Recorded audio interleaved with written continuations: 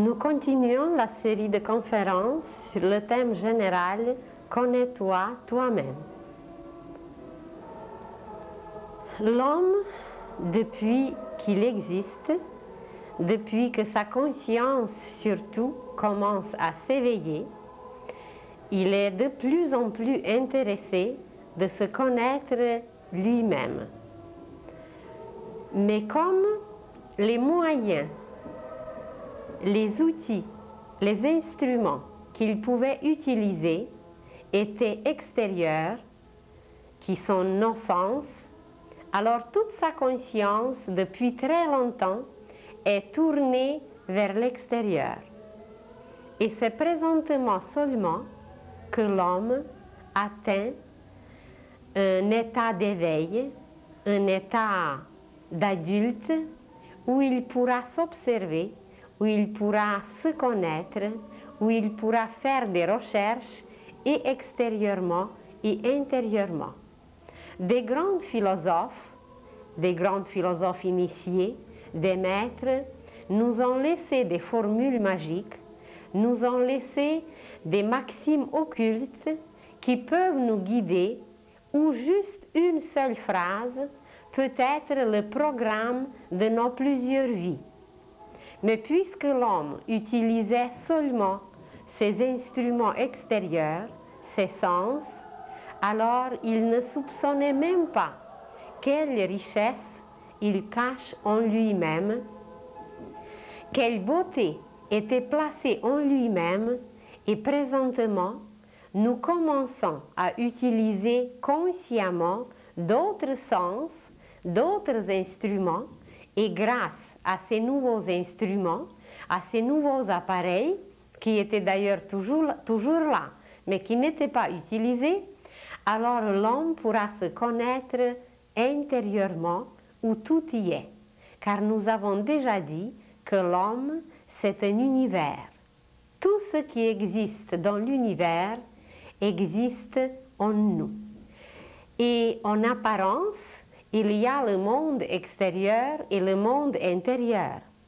Mais le monde extérieur, c'est un miroir. Il n'y a rien de plus à l'extérieur, car ce monde du dehors, il nous reflète. Et tout se trouve en nous, seulement nos caméras, nos télescopes, nos appareils les plus extraordinaires n'étaient pas tournés vers nous-mêmes, vers l'intérieur, mais étaient tournés vers l'extérieur. Nous passons présentement par une période bien spéciale, comme imaginez un enfant qui commence à aller à l'école. Jusqu'à 7 ans, il passait son enfance de l'âge bas, il restait dans la famille, auprès de ses parents, et à un moment, il commence à sortir, malgré que c'est l'hiver, malgré que c'est la tempête, malgré qu'il y a des inconvénients, qu'il y a le froid, il commence à sortir, il commence à accomplir quelque chose pour lui-même. Et l'humanité aujourd'hui commence aussi à entrer dans une école bien spéciale. Cette école s'appelle l'école divine. Et tous ceux dont la conscience est éveillée peuvent entrer dans cette école divine. Vous allez demander où est-ce que cette école se trouve. Donnez-nous l'adresse. Elle est partout, cette école. Elle nous entoure. Nous trouvons sans cesse dans cette école, mais nous n'avons pas appris encore à lire, nous n'avons pas encore appris à comprendre tout ce qui se passe dans cette école magnifique dans laquelle nous nous trouvons sans cesse. Alors pour y être, pour apprendre, pour connaître, pour faire des recherches, pour faire des explorations, il y a une condition nécessaire, c'est que l'homme doit avoir une conscience éveillée. Qu'est-ce que c'est d'abord la conscience? Le mot même conscience est composé de 2 parties. Ça serait très facile de le voir. il y a le préfixe CON, c'est un préfixe latin, mais il est beaucoup plus ancien, qui veut dire avec. CON, COM, c'est le préfixe qui veut dire avec. Et la deuxième partie, c'est science. Plus tard, nous allons trouver beaucoup de mots composés de cette façon qui veulent dire aller avec quelque chose. La racine même qui nous explique le sens du mot et ce préfixe qui veut dire avec. Alors la conscience, c'est tout ce qui va avec la science. Mais cette science n'est pas extérieure, elle est intérieure. Il existe la science extérieure qui est connue par les scientifiques, qui est connue par l'humanité, par les branches de sciences, de l'éducation, etc. Mais il existe une autre science qui est la science intérieure. Et cette science intérieure s'appelle conscience. Plus nous sommes éveillés, plus nous sommes capables d'accomplir certaines choses, certains actes, certaines actions, plus nous sommes conscients. Un autre mot de ce genre, par exemple, connaissance. Connaissance, nous en parlerons encore une autre fois. Connaissance, c'est tout ce qui va avec la naissance. Naissance avec, naître avec. Donc la connaissance, c'est tout ce qui passe, qui va, qui se reproduit à partir de la naissance. Mais nous en parlerons plus tard. Donc la conscience, c'est une science intérieure que nous avons accumulée et que nous continuons à accumuler, à acquérir à travers tous nos gestes, à travers tous les événements par lesquels nous passons, à travers toutes nos actions que nous accomplissons. Et cette action qui s'accumule, elle représente en nous par la suite une science. Pendant des millénaires et des millénaires, l'homme accumulait des connaissances, il accumulait certains faits, même scientifiques, mais il n'était pas conscient, ça veut dire il ne se rendait pas compte. Présentement, par exemple, nous possédons en nous des ordinateurs et des appareils extraordinaires que même la science va découvrir bientôt, que même dans nos organes physiques, éthériques, dans nos organes sentimentaux, dans nos organes mentaux, se trouvent des merveilles, mais nous ne nous rendons pas compte. Se rendre compte de quelque chose, c'est d'être conscient. Vous imaginez qu'à la maison, vous avez des enfants. Et vous avez dans la maison les appareils les plus extraordinaires et les plus précis. Vous avez des ordinateurs, des dactylos, vous avez des télescopes, des microscopes. Mais un enfant n'est pas du tout conscient de la valeur, de l'utilisation, de tout ce que ces appareils représentent. Alors l'homme, il est un peu comme un enfant, car notre corps, seulement notre corps physique, c'est toute une maison, c'est toute une bâtisse, c'est toute une installation. D'ailleurs, on nous a dit, ne savez-vous pas que vous êtes le temple de Dieu? Alors si nous sommes un temple, il y a des installations magnifiques en nous, exactement comme dans les temples, surtout jadis où il y avait des merveilles. Mais comme nous ne nous rendons pas compte de ce que nous possédons, de ce qui existe en nous, on dit aujourd'hui qu'on n'est pas conscient. Et si nous ne sommes pas conscients, c'est que nous ne pouvons pas utiliser ces appareils qui se trouvent en nous. Et l'humanité passe présentement par un changement, par la fin de plusieurs époques, comme il y a par exemple la fin d'une année scolaire, et une époque termine et l'autre va commencer, qui va nous apporter un éveil de la conscience. Donc toute cette science intérieure accumulée depuis des millénaires, elle va apparaître. On va l'éclairer, on va la voir et nous allons nous enrichir par nos propres richesses. Nous allons les exposer aux autres, nous allons enrichir le monde et nous allons entrer dans quelque chose de complètement différent qu'on n'a jamais vécu, qu'on n'a jamais connu. Alors la conscience, c'est nos propres acquisitions, c'est tout ce que nous avons pratiqué, façonné, modélé, touché pendant des vies et des vies, mais on n'était pas conscient, on ne se rendait pas compte, on oubliait. Si vous demandez à un enfant, qu'est-ce qu'il a fait hier, avant-hier, il y a un mois, il ne se souvient pas du tout. Même, je me demande s'il sait encore parler.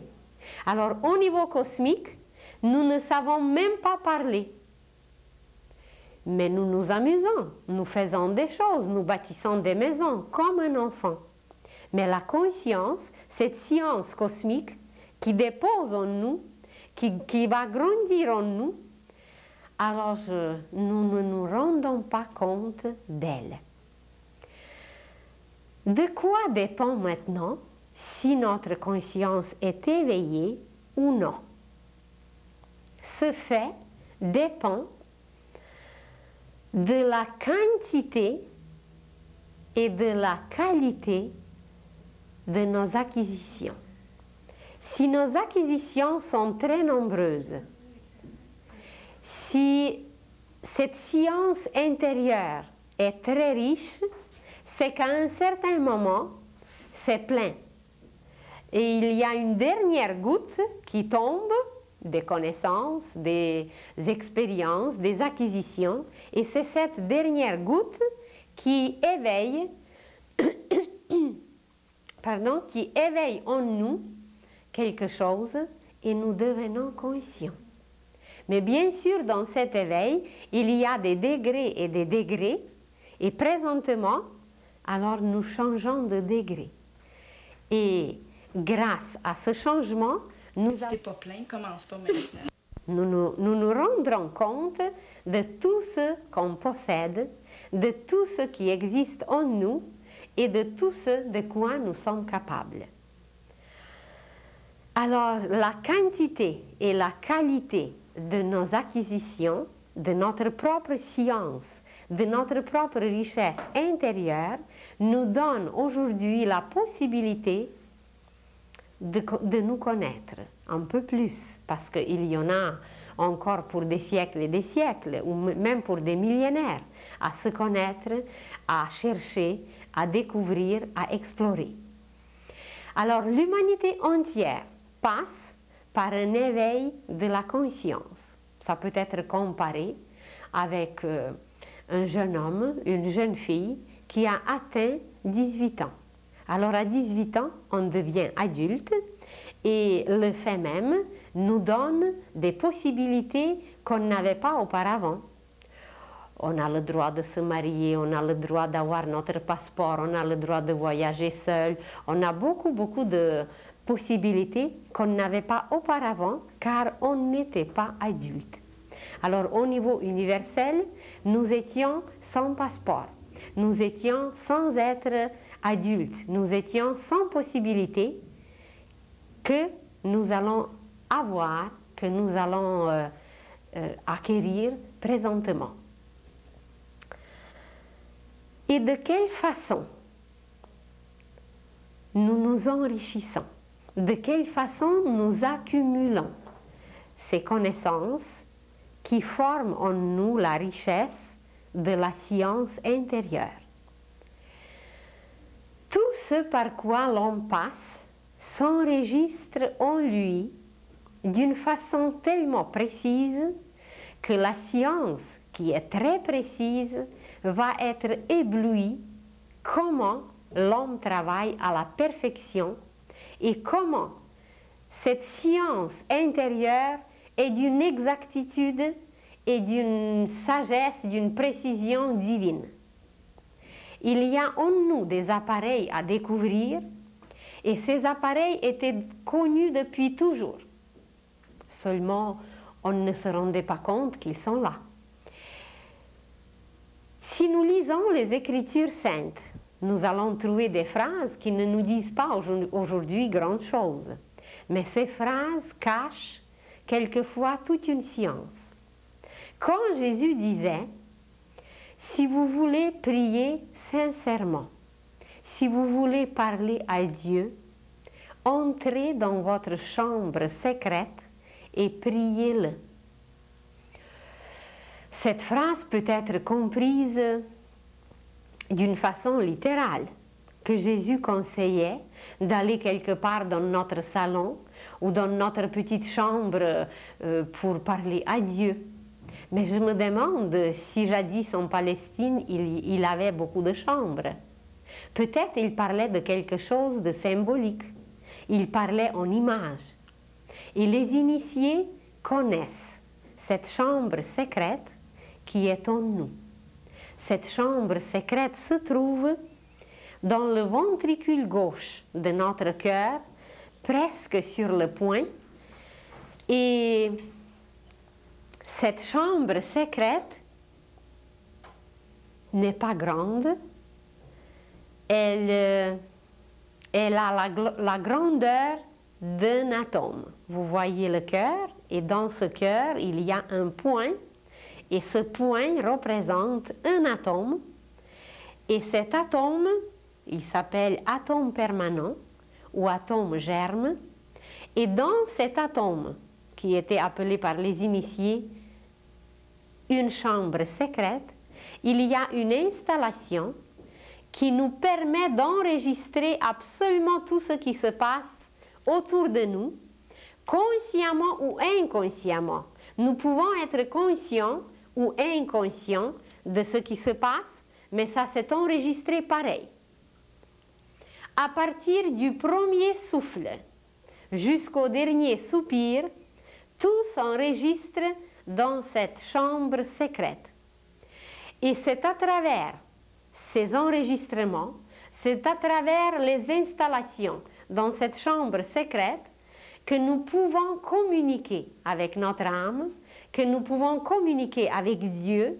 Donc si Jésus nous envoyait dans cette chambre, c'est qu'il connaissait comment ça marche, il connaissait comment on peut téléphoner à notre âme, à notre esprit, à Dieu. Il savait ce qui se trouve dans cette chambre secrète.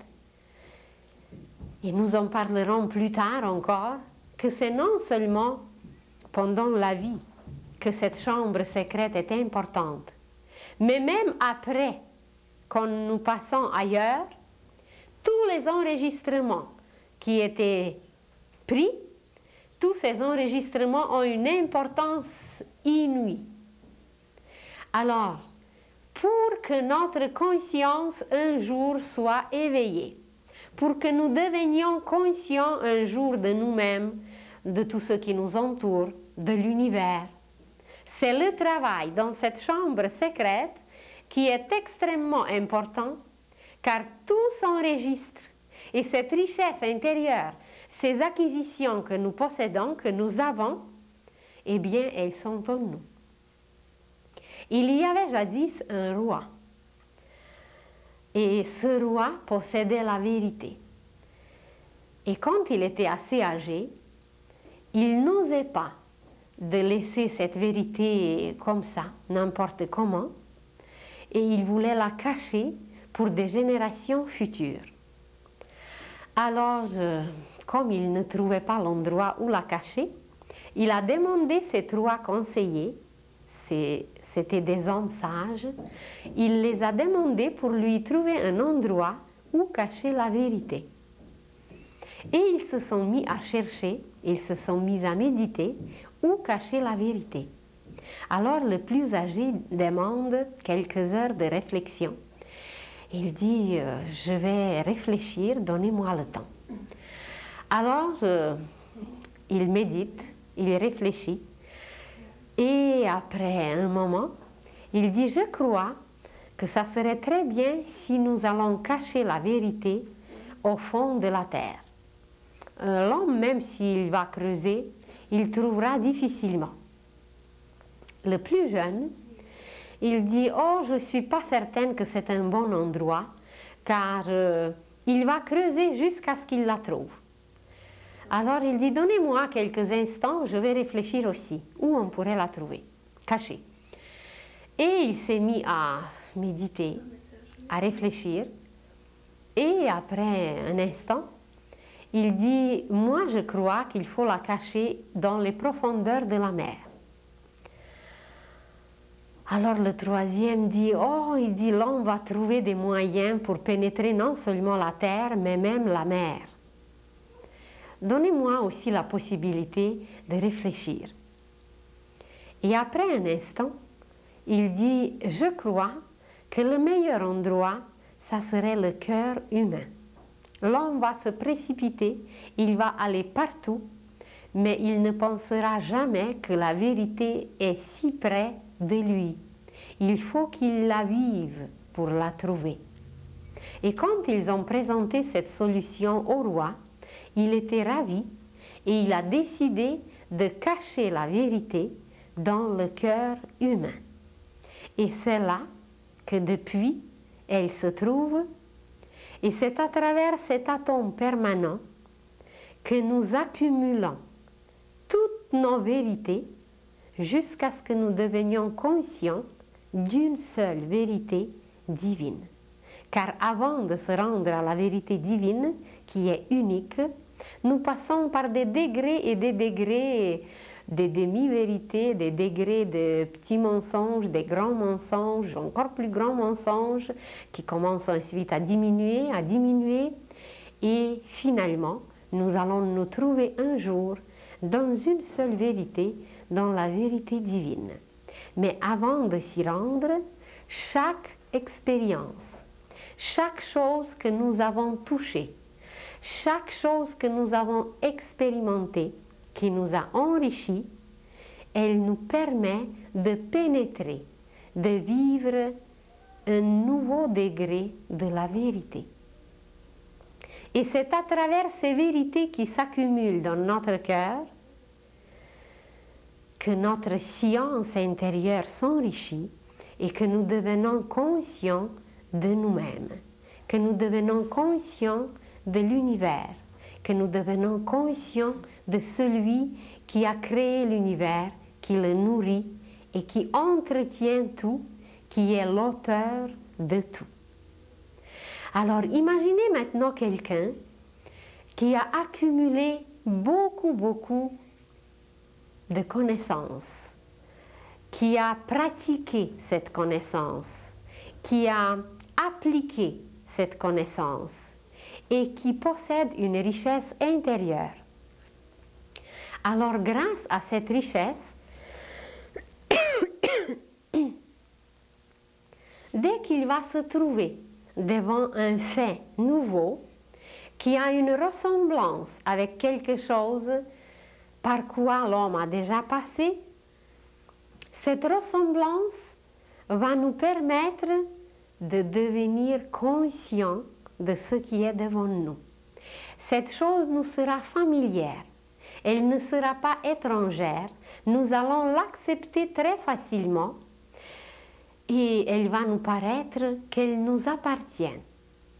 Par exemple, vous entendez pour la première fois parler de quelque chose et on parle en apparence d'une chose complètement nouvelle que vous n'avez jamais entendue, mais cette chose vous paraît tellement simple, tellement familière que vous l'acceptez immédiatement et vous ne vous étonnez même pas que vous l'avez acceptée.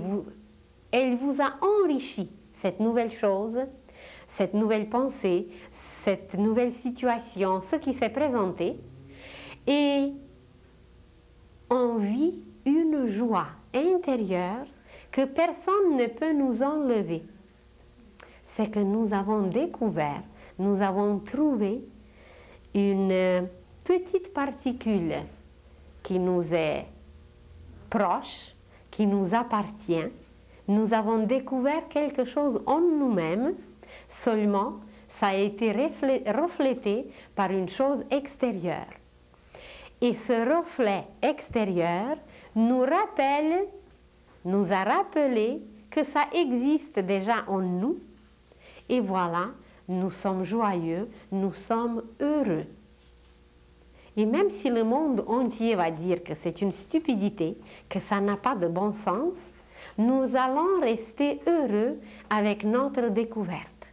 Et quelquefois, c'est très sage de ne pas découvrir, de ne pas toujours partager immédiatement avec les autres ce que nous avons découvert, cette petite vérité qui est là, car si nous la découvrons immédiatement, elle peut être profanée, elle peut être même détruite. Alors si nous la renforçons en nous, après on pourra le faire sans danger. Et voilà, c'est de cette façon, par des petites touches. Il y a quelque chose à l'extérieur qui nous a touchés, et avec ces touches, la conscience, petit à petit, va s'éveiller. Vous entendez parler pour la première fois des extraterrestres.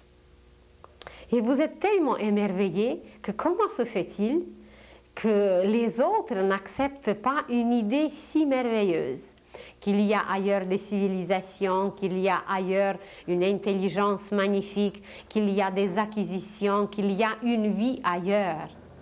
Et que ce monde, ce cosmos, ce ciel que nous regardons, qu'il est aussi peuplé par des êtres peut-être un peu plus intelligents, peut-être un peu plus expérimentés. Alors vous êtes émerveillés. Et il y a votre ami ou quelqu'un d'autre, votre mari, qui n'accepte pas du tout cette idée et qu'il trouve que c'est stupide et que ça n'a aucun sens.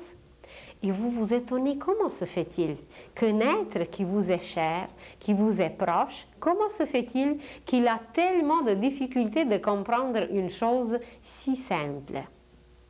C'est que ces expériences intérieures, cette acquisition dans sa chambre secrète, ne lui permet pas encore à accepter une vérité. Tandis que les expériences de quelqu'un d'autre sont beaucoup plus riches, sont beaucoup plus nombreuses, et grâce à cela, alors cette nouvelle idée se place, et voilà, c'est facile de l'accepter. Comment maintenant ce processus d'éveil de la conscience se passe? Car c'est à travers les milliers et les milliers de cas, les millions et des millions de faits concrets qui nous touchent, que notre conscience s'éveille. Nous parlerons plus tard même de deux façons par lesquelles la conscience s'éveille. Juste pour les curieux, on pourrait le dire que la conscience s'éveille ou par la joie ou par la souffrance.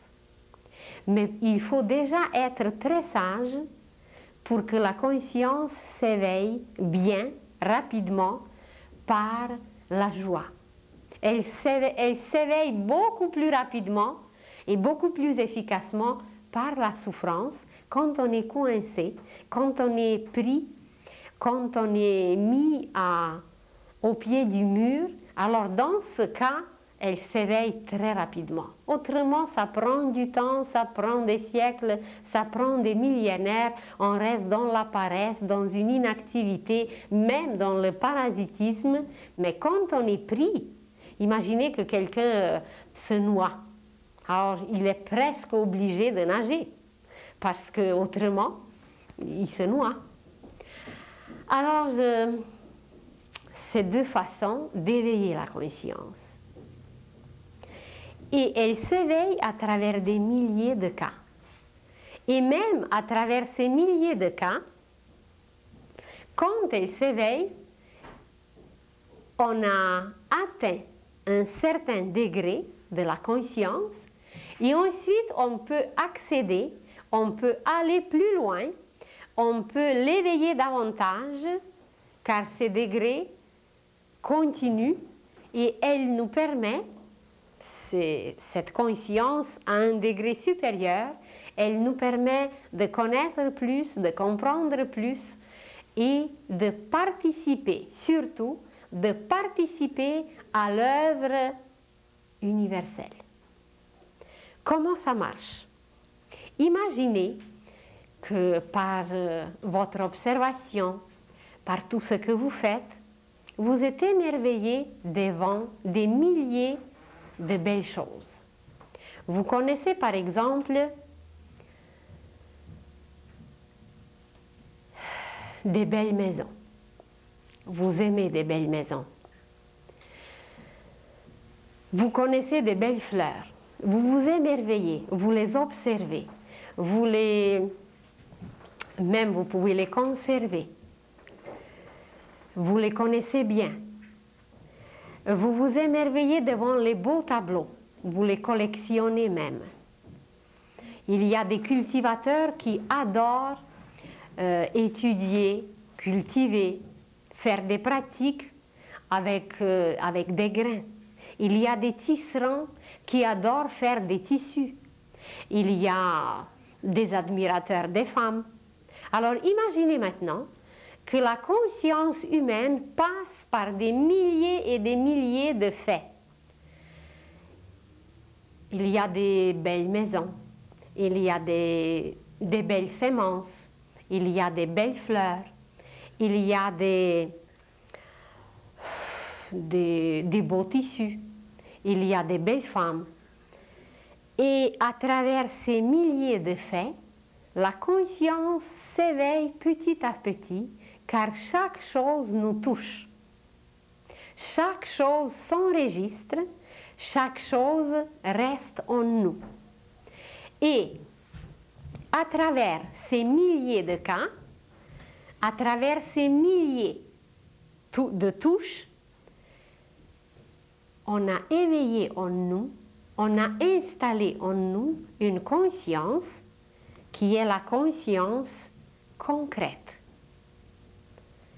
La conscience concrète est composée de milliers, de millions, de milliards de faits concrets où vous voyez des belles maisons, des beaux tissus, des beaux tableaux, des belles fleurs, des belles femmes. Et ces petits points, nous pouvons les continuer à l'infini. À l'infini. Et imaginez que cet infini forme un cercle. Alors on aura des cercles et des cercles même en spirale avec des milliers et des milliers de cas, de faits concrets qui forment notre conscience concrète.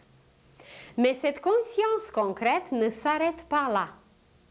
Si aujourd'hui quelqu'un vous dit juste un seul mot, par exemple beauté, ce seul mot a éveillé, a provoqué en vous quelquefois plusieurs images ou beaucoup d'images. Si nous avons l'appareil aujourd'hui pour photographier ce que le mot beauté a réveillé en vous, nous serons stupéfaits que chaque être humain possédera des images très particulières. Et ces images ne se répéteront jamais, car elles sont basées sur nos expériences uniques. Alors ce mot beauté va provoquer en nous des belles images, des belles maisons, des beaux tissus, des beaux tableaux, des beaux troupeaux, des belles tribus, de tout ce qu'on a vu, qu'on a entendu, qu'on a enregistré en nous. Alors ce mot beauté est basé sur quelque chose de concret, qui s'est accumulé, qui était analysé depuis des millénaires à plusieurs reprises, et ces faits concrets se sont confondus, se sont fusionnés, unis en un seul mot qui est présentement beauté. Et ce mot beauté représente une conscience, un degré nouveau de la conscience qui est la conscience abstraite. Il n'y a plus en réalité, dans le mot même, il n'y a aucune image. Cette image abstraite, elle est basée sur des milliers de faits concrets. Mais le mot beauté même, il est abstrait. Par exemple, vous entendez la liberté, vous entendez l'absolu, vous entendez la réalité. Beaucoup de mots qui représentent aujourd'hui une synthèse de ce qu'on a vécu. Et cette synthèse, en nous, représente la conscience abstraite. On n'a pas besoin aujourd'hui d'expliquer à quelqu'un qu'est-ce qu'est la liberté. Un va s'imaginer un homme qui est libéré de la prison. Quelqu'un d'autre va imaginer une décision prise librement. Chacun aura ses images, mais en tout, symboliquement, ces images vont s'exprimer par le seul mot qui est le symbole, qui est un signe, c'est la conscience abstraite.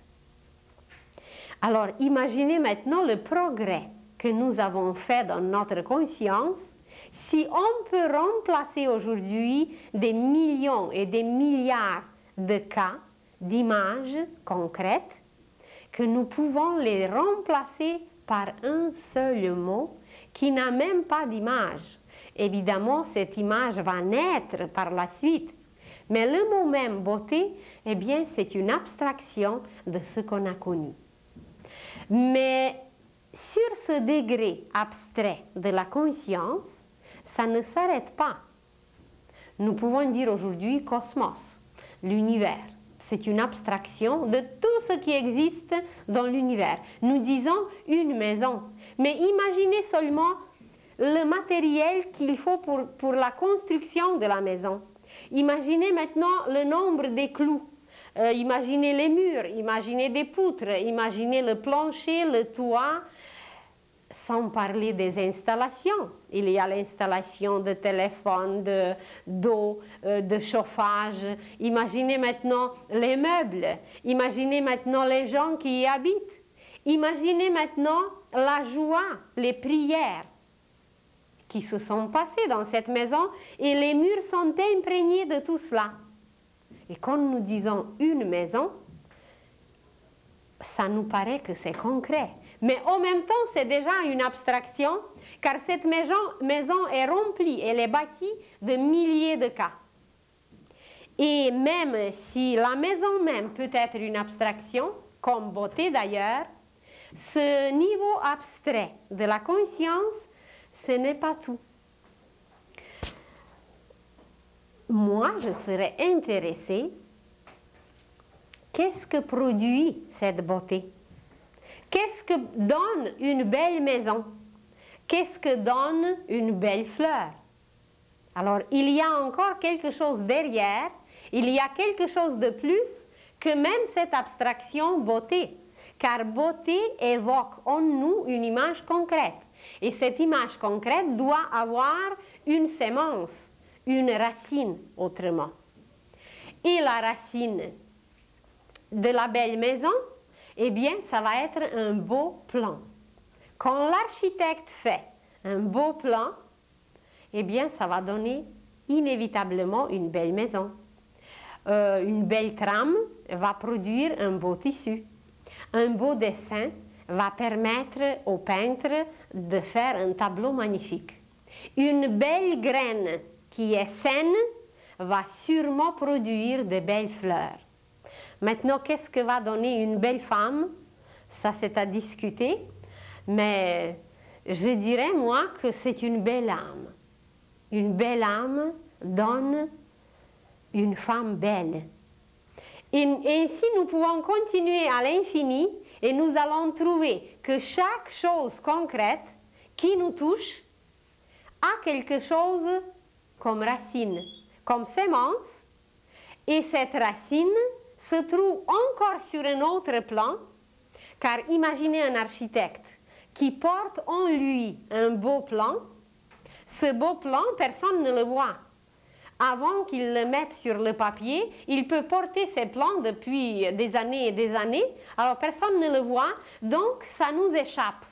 Cette conscience que lui porte en lui, ce beau plan, ou un peintre qui peut porter en lui pendant des années et des années le dessin d'un tableau. Alors, où est-ce que ça se trouve? Eh bien, on dirait presque qu'il n'y a pas d'endroit pour cela. Ça flotte dans sa pensée, et sa pensée flotte dans l'éther cosmique. Alors, c'est le niveau de la conscience cosmique. Imaginez le Corbusier, imaginez Niemeyer, imaginez les Templiers de jadis qui ont capté de si beaux plans que ces plans nous émerveillent. Et même depuis des siècles et des siècles, cette beauté reste parce que la graine, la sémence était tellement valable que voilà, ça reste pour très très longtemps. Alors, ces créateurs qui créent la beauté, en portant en eux les belles pensées, en portant en eux des beaux plans, ce plan, ces belles pensées, cette sémence qu'ils portent en eux représente le plan, le degré de la conscience cosmique. Et même si nous avons analysé ce plan de la conscience cosmique, même si nous avons atteint ce plan de la conscience cosmique, ce n'est pas encore tout. Car chaque sémence, chaque pensée, chaque plan, il doit être nourri par quelqu'un. Quand nous mettons un grain dans le sol, eh bien, imaginez s'il n'y avait pas de soleil. Alors, il ne serait pas nourri. Il n'aurait pas de chaleur, il n'aurait pas de lumière, et le soleil qui produit d'autres processus dans l'univers, alors la petite graine ne pourra pas être nourrie. Donc, même si ces belles pensées existent, même si ce plan de la conscience cosmique existe, il y a quelqu'un qui nourrit, qui place cette sémence là où elle est, dans un grenier universel, dans un grenier cosmique. Et les inventeurs, les génies, les saints, tous ceux qui ont apporté pour l'humanité cette beauté, pigée, puisée dans la conscience cosmique, c'est qu'ils sont allés dans le grenier cosmique. Mais à qui appartient ce grenier cosmique? Qui le garde, qui le chauffe, qui entretient une belle température, qui nourrit tout cela? Eh bien, il y a une source éternelle, une source universelle qui permet d'entretenir, qui permet de vivre, qui permet de capter toute cette richesse qui a existé depuis toujours, qui existe depuis toujours. D'ailleurs, cette première source qui nourrit tout, qui entretient tout, sur plusieurs planètes, elle est appelée de cette façon la source première.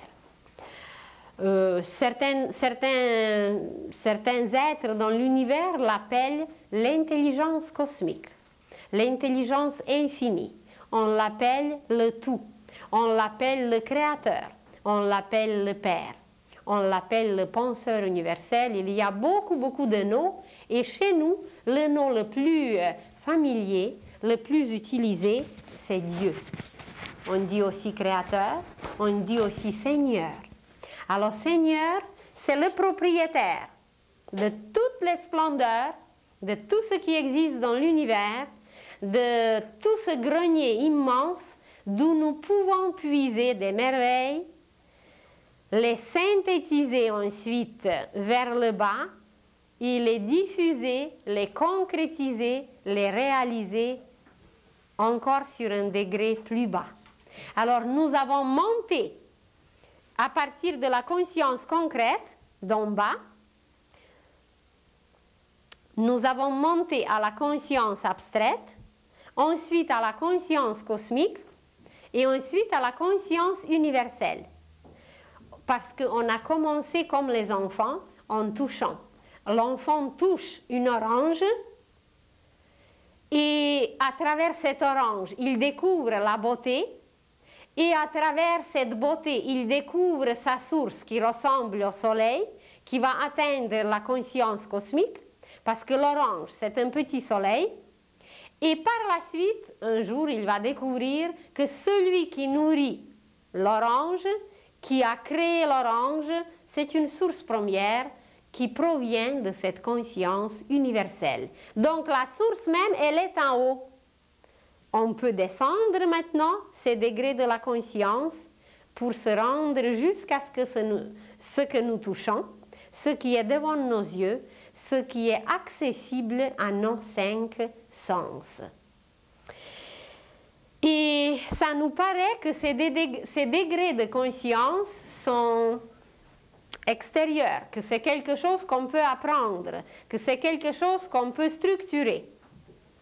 Mais vous allez voir que ces degrés de conscience se trouvent en nous, que ces degrés de conscience sont liés très familièrement à nous-mêmes, à nos systèmes, à tout notre être, et ces degrés de conscience ne sont pas séparés de nous, parce que c'est notre science intérieure, c'est ce qui nous appartient, c'est ce qui se trouve en nous. Alors, nous allons voir maintenant encore une image à travers laquelle nous allons comprendre qu'en réalité, ces degrés ne sont pas extérieurs, c'est en nous. L'effet dont on a parlé tout à l'heure, c'est la conscience concrète. Le mot beauté, liberté, ou cette synthèse qui représente la conscience abstraite, forme au niveau cosmique des règles. Ce sont des règles, et vous le savez, qu'une seule règle en grammaire ou en conduite de voiture peut contenir énormément de faits. Mais la règle, elle est beaucoup plus condensée. Alors, une seule règle contient énormément de faits concrets. Si nous allons encore plus haut, là où se trouve la source de belles choses, nous allons trouver des lois qui sont encore moins restreintes, qui sont moins nombreuses, et ces lois donnent par la suite des règles. Mais ces lois sont nourries, entretenues, installées par des principes qui est le degré supérieur, le degré originel de tout ce qui existe par la suite. Et il existe seulement 10 principes dans l'univers qui correspondent aux 10 premiers chiffres, et même ces 10 peuvent être modifiés, diminués en un seul principe. Par exemple, si nous prenons 2 feuilles, nous allons avoir 1 et nous allons avoir ensuite le 0. Alors, 2 feuilles, on les plie, c'est pas la magie, c'est très simple. J'avais ici 2 feuilles. Alors, je vous présente 1. Ça, c'est 1. Et maintenant, ce 1, quand il va être plié de façon différente, eh bien, il pourra former des chiffres. Et ce 1, quand nous allons le plier complètement, le rouler si on veut, eh bien, il va former le 0. Mais c'était toujours 1. Alors, les hindous appellent 1 Dieu manifesté.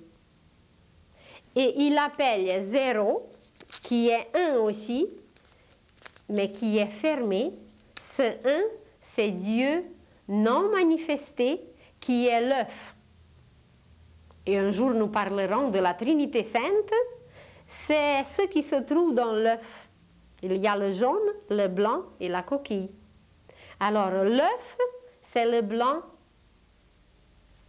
complet, c'est la non-existence, c'est Dieu non manifesté. Et quand il se manifeste, il devient un. Et si nous plaçons maintenant 1 manifesté, ça va être de ce côté pour donner 10, ou de ce côté, ici. Alors, si nous plaçons 1 qui est manifesté avec le non manifesté, ça va donner 10. Ça va donner 10. Et c'est à cause de ce Dieu manifesté et non manifesté qu'il y a 10 principes. Mais en réalité, ces 10 principes sont toujours unis, se trouvent au complet dans un seul. Et ce 1, si on le plie de façon différente, ça va donner les chiffres de 1 au 10, qui est toujours 1, seulement plié ou déplié, manifesté ou non manifesté. Et ce principe, il est très simple, il s'appelle 1, il s'appelle le tout, il s'appelle la source, c'est ce principe qui régit tout, qui manipule tout dans l'univers, qui crée tout. C'est le principe créateur. Ensuite, ces degrés de la conscience correspondent pour les astrologues. Ça correspond aux 4 éléments. Vous allez voir que le degré concret, c'est la Terre. Les faits représentent la Terre. La beauté, les règles, le degré de la conscience abstraite, c'est de l'eau. C'est l'eau. Les lois, c'est l'air, la conscience cosmique, et la conscience universelle, c'est le feu. Et ces 4 degrés, ces 4 éléments, nous les trouvons en nous sous une autre forme. Le système osseux, c'est la terre en nous, c'est les faits qu'on peut compter, c'est tangible. Le système circulatoire, qui a ses règles, qui a ses battements de cœur, c'est l'eau en nous, c'est ce qui coule. Il y a des règles très strictes à suivre. Imaginez si le cœur saute quelques battements, qu'est-ce que ça donnerait? S'il ne suivait pas des règles, ben, ça va être déréglé et ça donne des crises cardiaques. Alors, on suit des règles au niveau de la conscience abstraite qui est représentée en nous par eau, par le système circulatoire. Au système respiratoire correspondent des lois, l'air. Imaginez aussi si on s'arrête de respirer. Sans eau, on peut exister quand même plusieurs jours. Sans manger, qui est terre, fait, concret, 2 oranges, 5 pommes, 3 tranches de pain. On peut vivre même des semaines sans manger. Mais sans eau, on peut vivre moins, sans air encore moins. Essayez de ne pas respirer pendant une demi-heure. Donc les lois sont encore plus importantes. Elles correspondent au système respiratoire en nous. Et imaginez maintenant vivre sans chaleur. Vous allez dire, oui, en hiver, c'est pas chaud, ou par exemple dans les prisons, il n'y a pas de chaleur. Mais il ne s'agit pas de cette chaleur extérieure, il s'agit de la chaleur intérieure. Quand la chaleur intérieure nous quitte, le corps meurt. Alors, le principe en nous, c'est cette chaleur, ce feu sacré que nous possédons. Il est impossible de vivre au corps sans principe. Alors, le principe est tellement enraciné en nous que même pas un instant, parce que sans respirer, on peut quand même rester jusqu'à quelques minutes. Mais sans ce feu, pas un instant. Alors, voyez comment le principe est en nous, installé le plus fortement. Les faits, ça va. On est allé en Irlande pendant le jeûne, dernièrement, je crois, jusqu'à 70 jours, 72 jours. Mais sans feu, il n'y a aucune mesure. Il n'y a aucun instant qui peut être mesuré pour exister sans feu. Et ce feu est présenté en nous par le système nerveux. Alors, les principes sont en nous, les lois sont en nous, les règles et les faits. Donc, tous les degrés de la conscience se trouvent en nous. Et on pourra aller encore plus loin avec ces degrés de la conscience, car il existe en nous une conscience individuelle qui veut tout ramasser pour nous-mêmes. Ensuite, il existe une conscience collective qui nous permet quand même de tenir compte de nos voisins, de tenir compte des chauffeurs d'autobus quand ils sont en grève, de tenir compte de tout ce qui se passe autour. C'est la conscience collective qui correspond à la conscience abstraite. Cette conscience collective ensuite monte à une conscience fraternelle que Jésus préconisait tant et qu'on n'a pas encore réalisé. Mais bientôt, nous allons réaliser cette conscience cosmique, christique en nous, et voilà, on va avoir une conscience fraternelle. Et encore plus tard, on atteindra le niveau d'une conscience d'unité, la conscience divine, la conscience universelle. Et présentement, l'humanité va monter jusqu'à la conscience christique, cosmique, jusqu'à la conscience fraternelle. C'est ce degré que nous allons atteindre présentement. Alors, il y a des merveilles qui se trouvent en nous, qui étaient placées en nous depuis toujours, qui se passent en nous, mais nous ne sommes pas conscients de tout cela. Et à partir même peut-être de cet instant, nous allons nous découvrir, nous allons nous émerveiller à quel point nous sommes riches et à quel point l'avenir qui nous attend est superbe, merveilleux et riche.